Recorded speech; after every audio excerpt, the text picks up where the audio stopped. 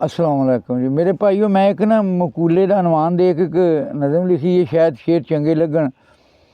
सुनी शाह सुनी। कच्चे घड़े रुड़ा के वेख्या ए, कच्चे घड़े रुड़ा के वेख्या ए, कीते कौल निभा के वेख्या ए, गुस्सा बंदे दा खून सुका दिंदा, गुस्से विच मैं आके वेख्या ए। चुगली खोर फसादां दी जड़ हुंदे, कोल उन्हां नूं बहा के वेख्या ए। पिया उत्थों ही मैनू हमेश घाटा, प्यार जिथे भी पा के वेख्या ए।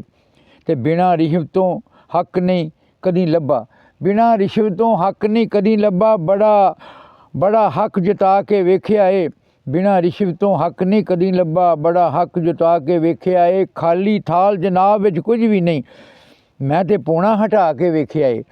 ते समझे बाज ते निकलियां ओ इल्लां, समझे बाज ते निकलियां ओ इल्लां, नेड़े उन्हां दे जाके वेख्या ए। हुण दा रज पजावना बहुत मुश्किल, हुण दा रज पजावना बहुत मुश्किल, रज बड़ा पचा के वेख्या ए। ते लद आरी कुआरी ए तंग करदी, भार बड़े लदा के वेख्या ए। मैनू अपने आप दी होश न रही, उन्हें जदों लहरा के वेख्या ए। मासा जिन्ना भी मेरे ते विसया नहीं, उन्होंने बड़ा वसा के वेख्या ए। हर सूरत विच मैनू वो नज़र आया, जदों नज़र टका के वेख्या ए।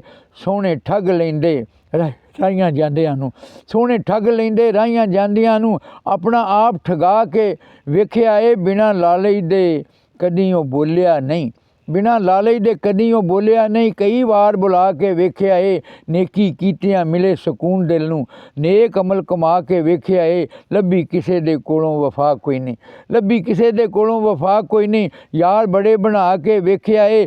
कीती फेर भी किसे ने कदर मेरी, कीती फेर भी किसे नहीं कदर मेरी। तन दा मास खुआ के वेख्या ए, उसे पुज के मारिया हक मेरा, हक जिन्हों दुआ के वेख्या ए।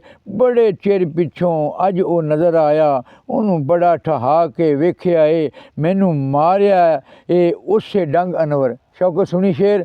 मैनू मारिया ए उसे डंग अनवर, दुध जिन्हों पिया के वेख्या ए। कच्चे घड़े रुड़ा के वेख्या ए, कीते कौल निभा के वेख्या ए।